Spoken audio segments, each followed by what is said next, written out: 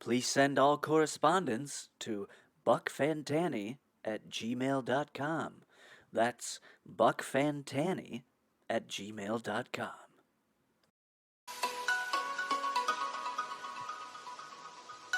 Hey everybody, this is Buck Fantanny, and welcome to the Fantanny Experience. Yes, we have rebranded, as it were, no longer known as Schoolcraft County Weekly, but will hereafter be known as the Fantanny Experience with me, Buck Fantanny. Ladies and gentlemen, we have got a barn burner of a show, as it were, for you today, bringing you the sights, the sounds, the people, and perhaps the smells of Schoolcraft County.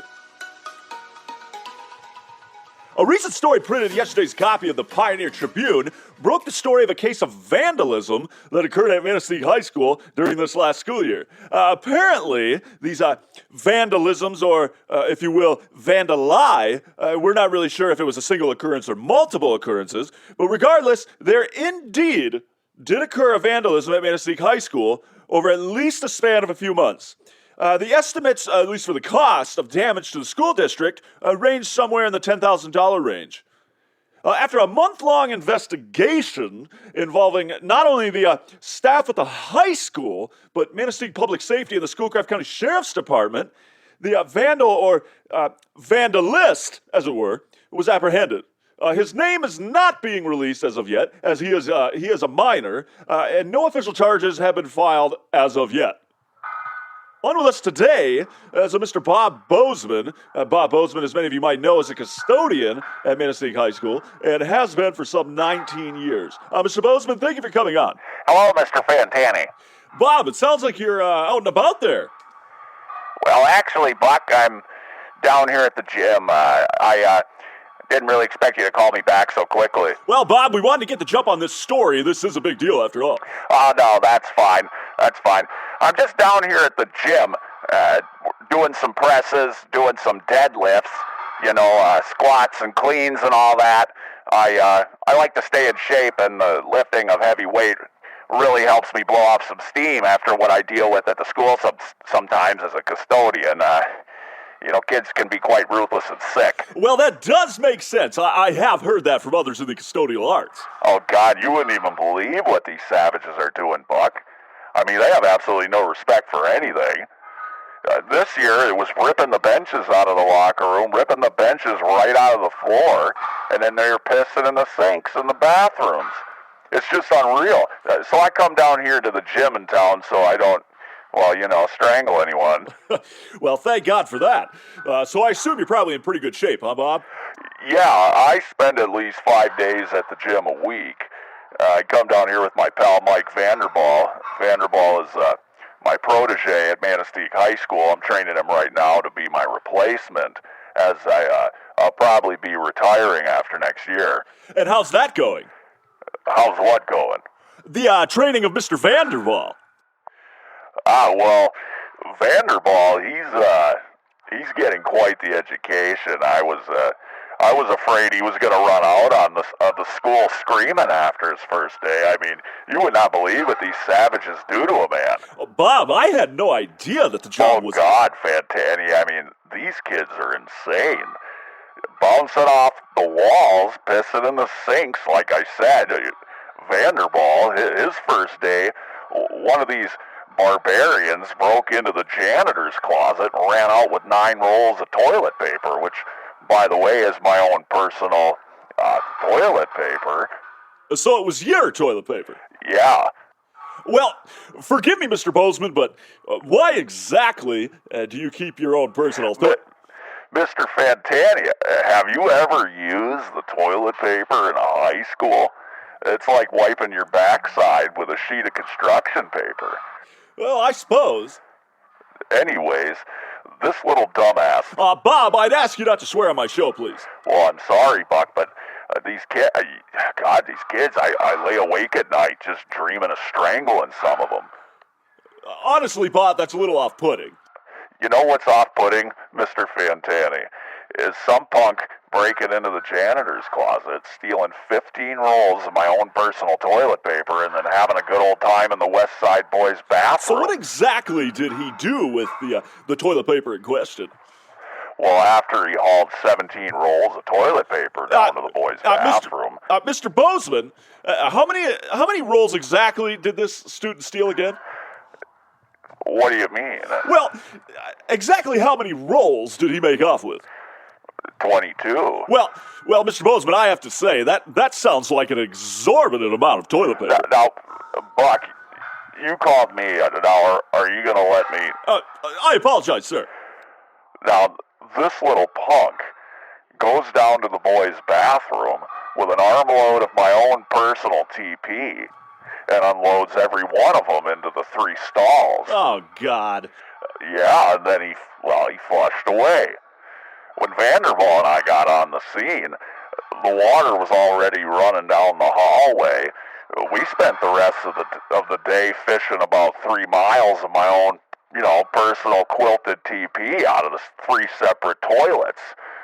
Oh, God, it was unbelievable. Well, I'm sorry to hear that, Bob. Yeah, well, it took us 2 hours to get those toilets unclogged, and while we're doing this, we're standing there in 3 inches of water, and well, you can imagine what else. Oh, I can just imagine. These kids are, they go in and, they drop a sewer missile, and then, and then they use a half a roll of TP and walk out without giving even a thought of flushing, so there's just grumple just floating all around all over the place, the most grotesque. Bob, I'm going to have to stop you right there. I think we get the point. Okay. Buck, could you hold on a minute? Like I said, you caught me right at the end of my workout here. I just got to do a few reps here, and then I'll be done. Well, go ahead, sir. Oh, thanks. Hey, Tony, will you spot me? Yeah, sure, all right. My God, Bob! Come on, Bob, you got one more. Jack, we might have caught somebody. Bob, are you there? Hey, Buck. Sorry, Buck. I was doing some bench press. I was lifting about 300 pounds. Well, Bob, that is impressive, but I would like to get down to the meat of this call, as it were. As I understand, you have intimate knowledge of this vandalism that was recently reported in the Pioneer Tribune, as you were one of the custodians, as I understand it, that had to deal with cleaning up the mess. Yeah. So, Bob, could you just start from the beginning, as it were, and fill in some of the blanks for our listeners? Well, I've been a custodian for almost 20 years now, and I gotta tell you, that in those 20 years, I've never seen anything like this. That bad, huh? Oh, God. Fantanny, like I said before, you just wouldn't believe it. I mean, you just wouldn't believe it. But the story that the Tribune put out, the Pioneer Tribune, I believe in yesterday's paper, I got to take them to task for that piece of trash they call reporting, that drivel. It's drivel, it's crap. It doesn't even tell half of what happened. So, as I understand it, you're saying this was not an isolated incident? That's right. Okay, go ahead, sir. Buck, this has been going on since the kids came back to school. Started in April. And when I saw this garbage article in the Tribune, I knew I had to come out and let the people in Manistique know what I know. Well, we thank you for that, Bob. I didn't really know who I was going to tell. I considered writing a letter to the editor at the Tribune, but I figured, that would get flushed down the toilet like my toilet paper did. And I saw your podcast. I think it was the one with Terry Bobolino, who, oddly enough, I actually worked for before I became a custodian. Oh, well, isn't that something? Well, it sure is a small peninsula. Yeah, I was a carpenter for many years, and I worked for Terry for nearly a decade. Strange dude. Oh, I absolutely agree. But, Bob, I would like to get back to the issue at hand. When exactly did this vandalism occur? Well, it was a day that I won't soon forget, that's for damn sure. I was running late for work that morning. My wife had been in the emergency room all night with the COVID, and because Angela had COVID. Is she all right, Bob? Yeah, she's good, Buck, and thanks for asking. But anyway, I was up till 6 in the morning, worried to death about, my wife who was in the hospital on a ventilator. But, I've never been one to miss work. I just want to make that clear. I've never missed a day of work in nearly 20 years. And since I had tested negative, for the COVID, I went to Putvin's and filled a few of my wife's prescriptions, and then I figured, hell, I'll go in for a few hours and see if I could get some work done, So I goes to the school, and I walks in the door, and I see Mrs. Ambrosia, who was a substitute for the algebra class because Mrs. Baxbank, Linda Baxbank, she's out on maternity leave, Uh-huh. Well, Mrs. Ambrosia asked me, how Angela was doing. I, of course, told her the story. And she told me to tell Angie that, she was praying for her and all that. Well, she goes walking off into the girls' restroom, and Fantanny, I heard a scream no more than a second after she went through that restroom door. And you know what? That scream made the hair on the back of my arm stand straight on end. So what did you do? Well, what do you think I did? I ran into the women's restroom, and Fantanny, what I saw in that bathroom, it still haunts me to this day. What did you see, Bob? I don't really know how to describe it. I've honestly blocked a lot of it out of my mind since it happened, as best I can anyway. Well, describe it as best as you can, Bob. When I went through the door and came around the corner, I saw Mrs. Ambrosia, who was hysterical. She was hysterical. Her hands were on her head, and screaming like a banshee. And she ran out of the restroom screaming, waving her hands above her head like some sort of cartoon character. I got to be honest with you, Fantanny, I didn't know a human being's mouth could open that wide. And what did you see, Bob? Well, it's not so much what I saw at first. I mean, when a grown woman runs within an inch of your beaker and she's screaming, holy hell, it tends to blur the vision. But what I did notice right off the bat was the smell. The smell? That's right, the smell. And exactly what was the smell? Buck, before I relive one of the worst moments of my life, I just want to make this known to everyone that Bob Badgerman, the head of the sheriff's investigation into this atrocity, told all of us in the custodial staff not to talk about this. Well, we'll come back to that at a later time. What I'm interested in right now is what did you see, or maybe what did you smell, Bob? Poop. I'm sorry? Poop. I saw poop. You saw poop. Well, Fantanny, I mean, this is one of the realities of being a custodian is, having to deal with things like this. So I know what I was dealing with. But when I went through that door, I smelled human poop and saw it. And I ain't talking about some lone turd. I'm talking about a mountain of it, a literal mountain of it. The smell hit me like a ton of bricks. And I'll put my hand on the Bible and swear to God to you right now, it burned the hairs right out of my nose. What? It was poop, Fantanny. There was fart pebbles smeared all over the walls, on the mirrors, on the faucets. It was even jammed up into the blow dryers and the paper towel dispensers. Of course, we didn't find that out until a few weeks later after we had cleaned it. Kids went in there to use the restroom, and when they turned on the blow dryer, pulled on the paper towel dispenser, well, you can damn well imagine what happened to them. My God, Bob, this is insanely disgusting. And that ain't even the half of it. Here I am in the middle of all this, surrounded by it.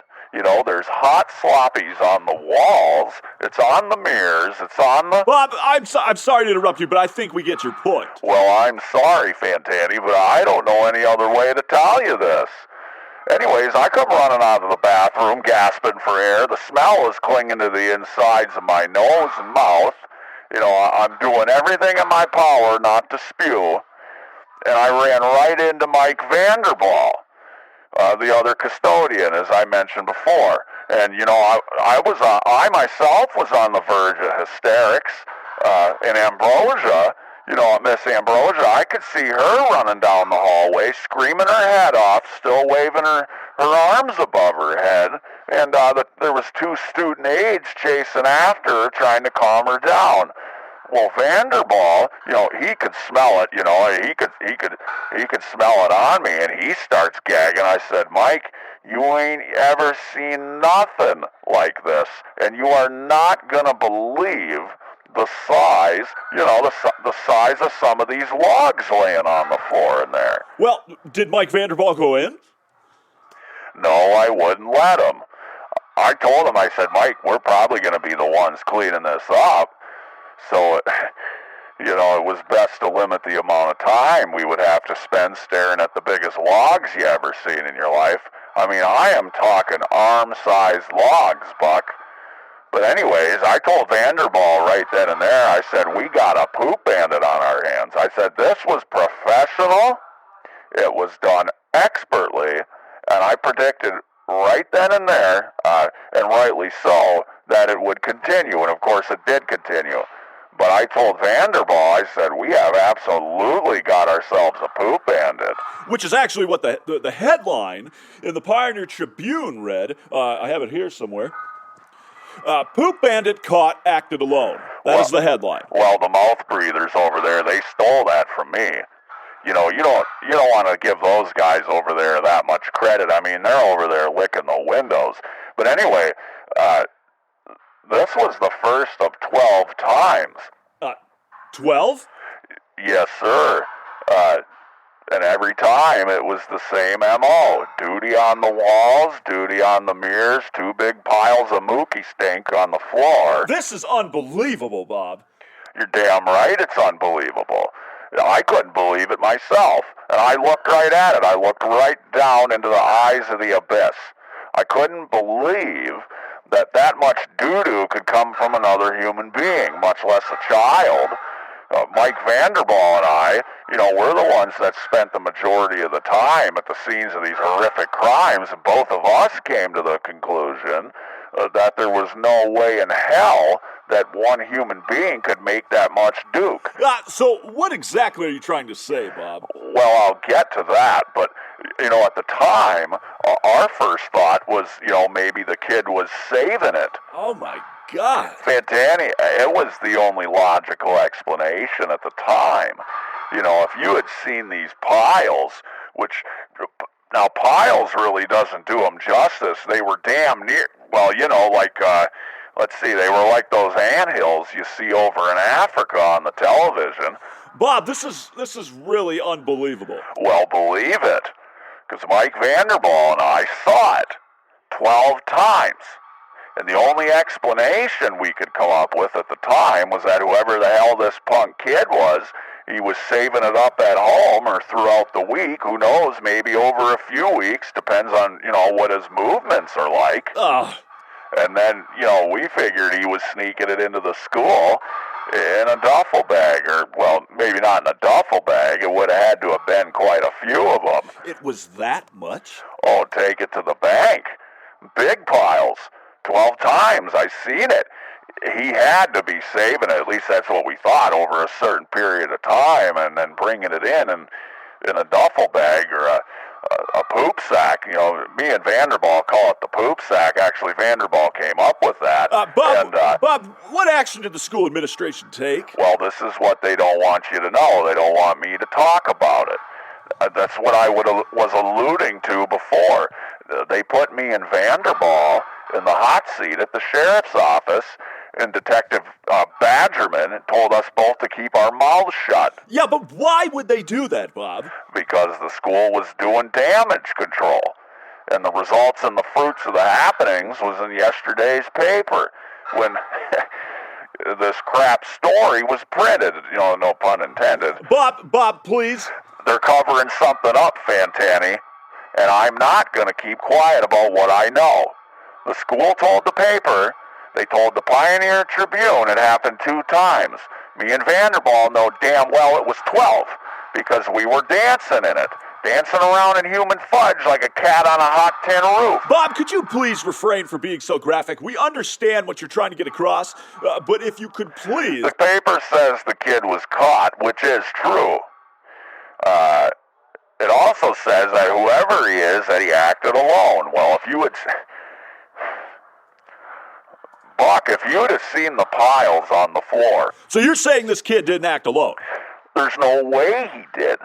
There's no way an adult man could make that much in one shot, or even over a week, let alone a teenage boy.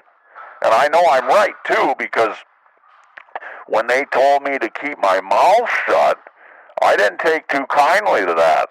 And I've been threatening the superintendent with going to the media if he didn't come clean to the press on some of these details. Well, I've started getting phone calls.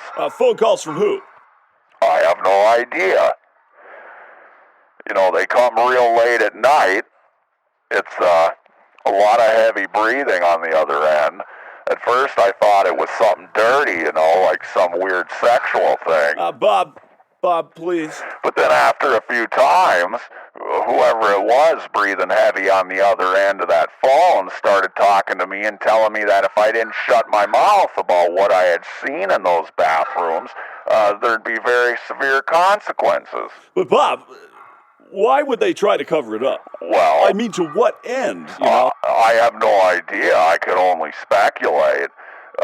They wouldn't even let me talk to the little shit that did it. The alleged vandal in question. Well, that's right. The forensics team from Manistique Public Safety fingerprinted all the kids in the school and compared them with a smudge that they found on one of the mud bricks. Well, anyway, the smudge led them right to this little scumbag. Me and Vanderbilt, you know, we just finished cleaning up the girls' toilets near the library, and we're on our way back when we see the cops all over the place. Well, they got this kid in a chair, you know, the lights are on him, they're sweating him down. I told Vanderbilt, I said, I'll bet my best pair of shorts that's the kid. And was that indeed the kid? Yeah, and me and Vanderbilt walked up behind one of the officers that was standing there, and we just listened, and they had Badgerman there, Detective Badgerman, and he was just laying into this little shit, demanded that he confess and all that. Bob, I'm wondering, have you ever seen this kid before? No. That's what was weird. Me and Vanderbilt, we'd never seen that little punk before, and we get all over that school all day. Now, my next question is, did the kid say anything? Yep, he kept repeating the same thing over and over again. What the hell was it? I am Dark Pain, the Destroyer. Dark Pain, the Destroyer. Yeah, he kept repeating the same thing over and over again. I am Dark Pain, the Destroyer. And every time, you know, Badgerman would yell something at this scumbag, he would yell it right back at him. I'm Dark Pain the Destroyer. Oh, and I almost forgot. Wait till you hear this. The kid had a cape on. A cape? Like one of those Dracula capes you'd see on the Dracula on the cereal box, you know. And when I saw that cape, I about jumped out of my boots to get my hands around that kid's neck, which... Oh, by the way, they're my 12th pair of boots I'd purchased during the school year. Bob, I don't really want to get off topic, but I am interested. What do you mean 12 pairs of boots? Mike Vanderbilt and I have been running through pairs of boots like they're going out of style. You know, after standing in 3 inches of raw sewage, feeling it squish between your toes. Oh, God. Jesus, Bob. And they never reimbursed me. 12 pairs of boots. And 12 pairs of socks, and I guess I really don't care, Fantanny, after the piles I cleaned up on 12 different occasions, not one, like the lying Pioneer Tribune says, but 12 separate times. I guess I don't care anymore, and why in the hell should I? But I'll tell you something, Had I had the chance on that day when they caught that little turd burglar, I'd have beat that kid within an inch of his life, the little bastard. Bob, please don't swear on this show. I've let you get away with it multiple times now. Well, I'm sorry, Buck, but Buck, you wouldn't believe what these little animals do. Well, take a minute, Bob. I mean, if you could have seen these piles, and it was all different colors. Oh, God. Bob, I don't want to hear any more of this. Fantanny, you called me wanting to get the scoop, and you're getting a big scoop of it, all right. Me and Mike Vanderball were in those restrooms up to our eyeballs in it, in full hazmat suits with snow shovels, scooping it up. Brown, green, blue, purple. Yeah, but Bob, how is that even possible? I have no idea, Fantanny. No idea. I mean, I assume it was dyed or the kid drank a bunch of food coloring or something, but I never got a chance to find out because the kid disappeared lickety-split. So he just disappeared? Gone. Not a trace. And then it was business as usual, like nothing ever happened. Everyone just going through their day, la-di-da. And then there's me and Vanderball with those giant piles running through our heads, just logs all over the place. It was very insulting, the superintendent, he's laughing and joking with me and Vanderball the day they caught this kid, day after they caught this kid. Not one mention of nothing. Not asking, he's there asking us how things are going. I'm not entirely convinced he ain't brain dead. Well, that's not really fair. Buck, if you'd have seen the mountain of shit... You need to calm down. The superintendent, George Rodberry, this dumbass, he comes up to me and Vanderball, and he's going, "Hey, guys, how's it going? Beautiful day. Just bought a boat," and all this crap. Not more than 48 hours before that, me and Vanderball were up to our foreheads in human filth, covered from head to toe, in the most foul shit... Bob, I do not want to hear any more of that. Fantanny, what if I told you there was more than one? More than one what? That there was more than one kid involved in all this. Well, from what you're telling me, Bob, it seems entirely possible, nay, plausible, that there was at least one co-conspirator. I'm not convinced there isn't multiple co-conspirators.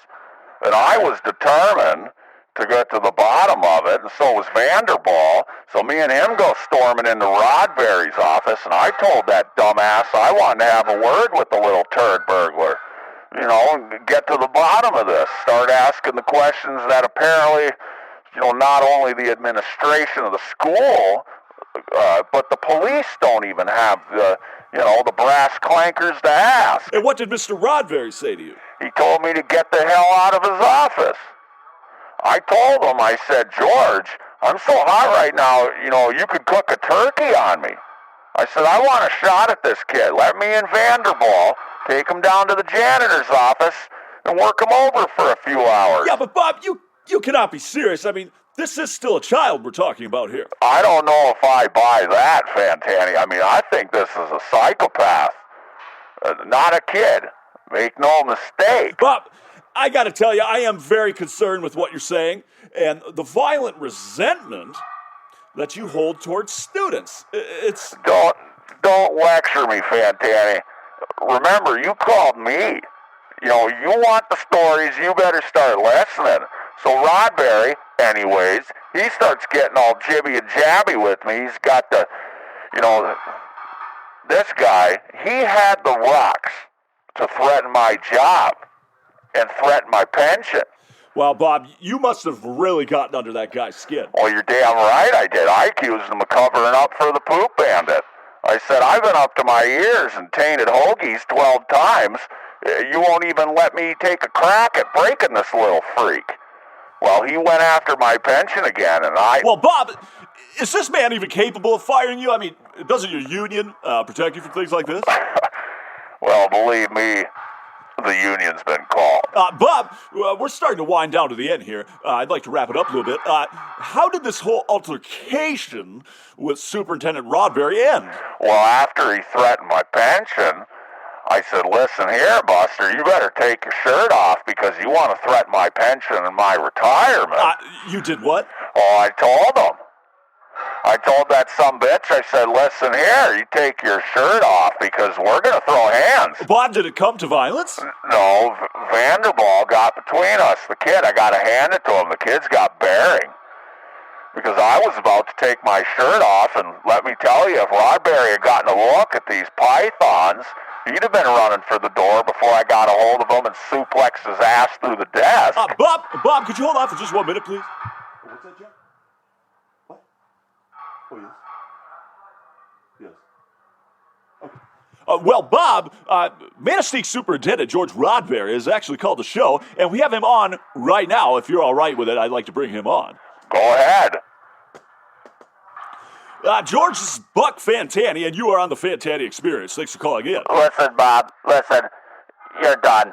I'm telling you right now, I'm calling an emergency school board meeting tomorrow evening, and we're going to put your ass in a sling. George, I'm going to tie you in so many knots, they're not even going to be able to untangle you. Oh, I'm really scared. George, I literally lift twice your scrawny little body when I'm down at the gym pumping iron with the big boys.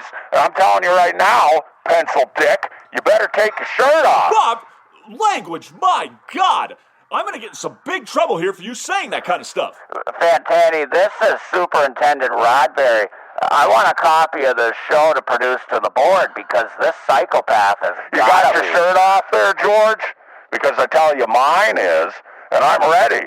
Let me ask you something. Oh, knock it off with all that, Bob. Just hang up and take your medicine tomorrow. You give me one good reason. One damn good reason why you don't let me and Mike Vanderball take that kid into the boiler room and work him over for a few hours. Bob, you know damn well that's never gonna happen. Well, we got you figured out, Rodberry. Me and Vanderball got you figured out, pal. Because we've been doing our own investigation. Buck. Yes, sir. Vanderball and I hired a private investigator, Jerry Bambler, from here in town to figure out what the hell's going on. And I got his report right here in front of me, and you're not going to believe what Bambler uncovered. Mr. Fantanny, I got to say, I am supremely disappointed that you're allowing a psychopath like this guy to come on here and run his school district into the ground. Well, sir, we are interested in the truth here, and if that is... Buck, it's a cult.